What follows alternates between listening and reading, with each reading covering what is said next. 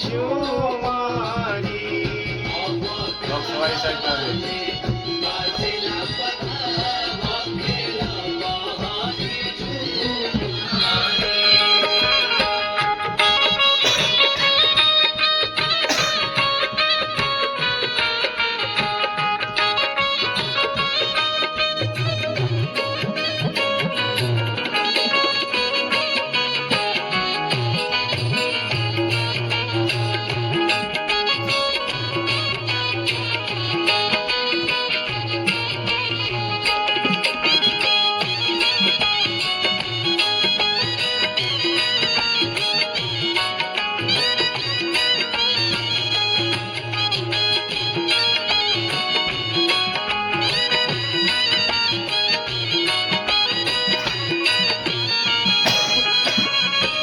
अयोध्या में राम जी के, अयोध्या में राम जी के जन्म भयो हरि झुमारी। अयोध्या में राम जी के जन्म भयो हरि झुमारी।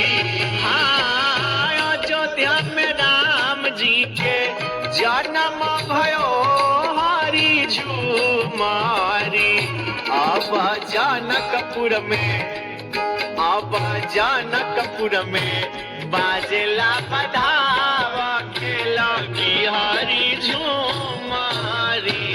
अब जानकपुर में बाजेला बधावा खेला हरि झुमारी।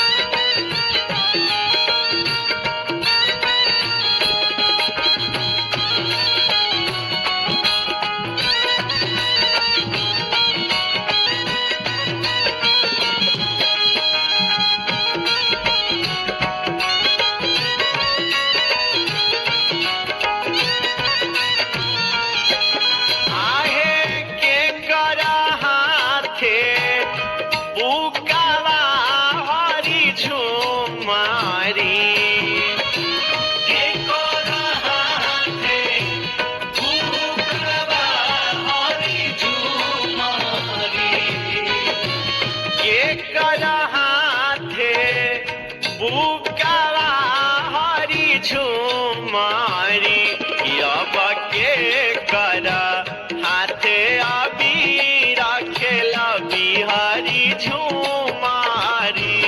अब के कर हाथे अबीर खेला बिहारी झुमारी।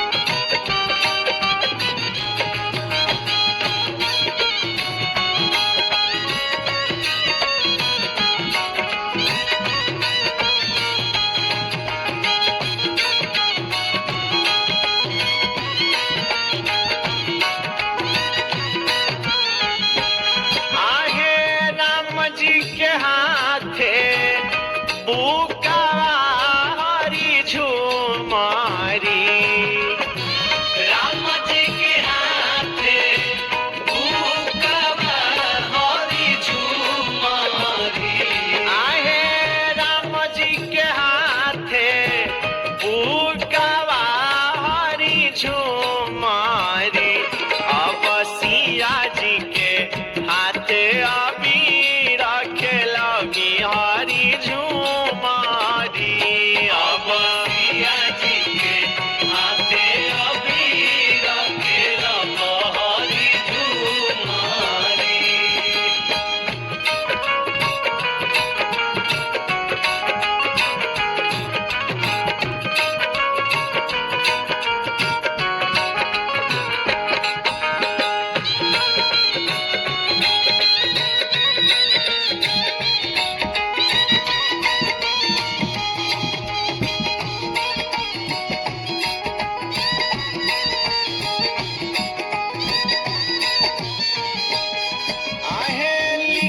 चिठिया सीता राम के भेजे हरि झुमारी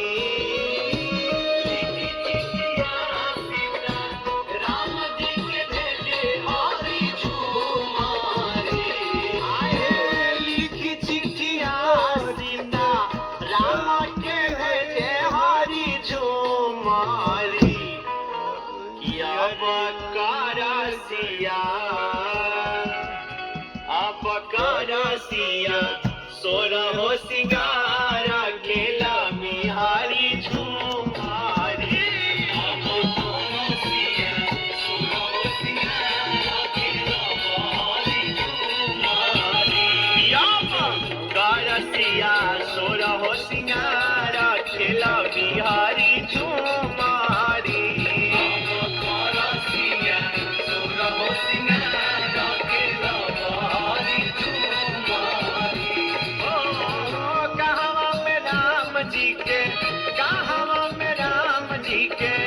जन्म भयो हरि झुमारी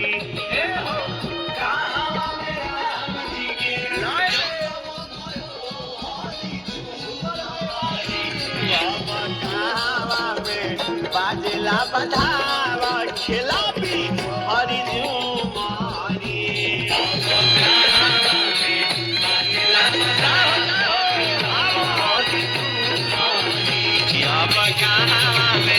बाजला बधावा खिलाबी हरि झुमारी